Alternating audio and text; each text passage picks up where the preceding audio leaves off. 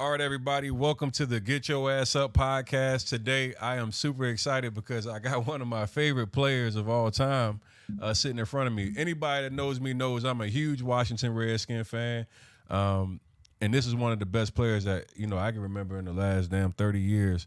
One of the great running backs, number 26. Clinton Portis, man, appreciate you coming to the podcast, brother. Man, appreciate you having me, man. I know we've been trying to do this for a minute, so yeah, man, hopefully it's everything we was looking for, bro. Man, you personality, talent, everything across the board, man. I'm talking about you had the it factor. It's a lot of people that get on the field that they might be good at the sport, but they really kind of have dry personality. They don't know how to really connect with the fans, and you had an amazing ability to really take your personality and your game to levels that most people couldn't ever do. I just was a big fan of not only the work, but how you entertained as part of your game. What was that? Like, how did you get to that space? Man, what's crazy is I was really shy.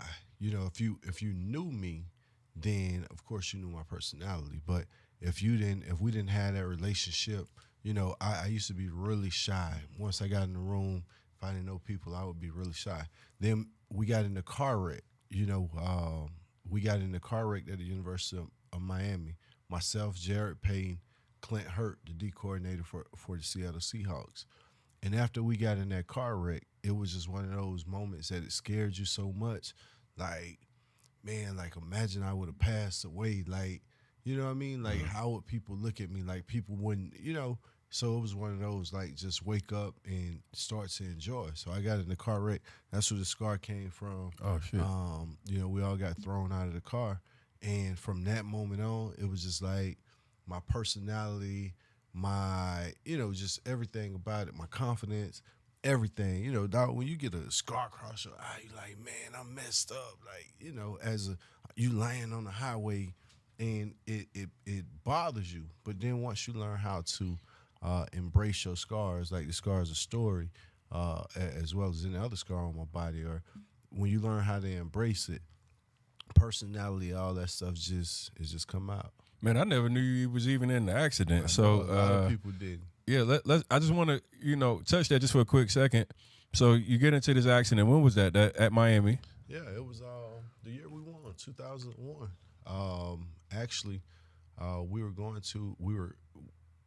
it was fan day in Fort Lauderdale. So running backs Coach Dunny Solinger, the legendary Dunny Solinger, me and JP jump in the car, and he told us to put on our seatbelts. And, we grab our seatbelts and let them go.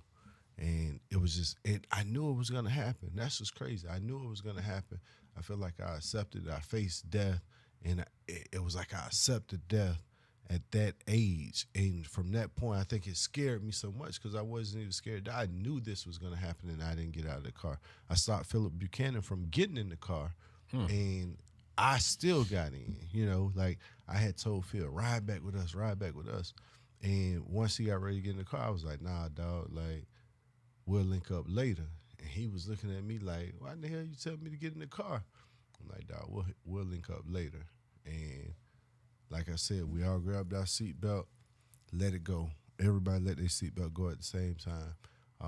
Coming down 95 South right before you hit US 1, the downtown exit. We were in the wrong lane. Tried to jump over to go US 1. We were behind a van. He tried to jump over another lane, and the car was like in the blind spot braking. Fishtail threw us all out. So, but that was looking back, that was like a moment that changed me, because up to that point, it was just like, nah, I talk to who I talk to, and I don't want to know nobody else. And then you just get that personality or that confidence, like, man, I'm gonna be me. Like this shit don't last long. Yeah. So started being me.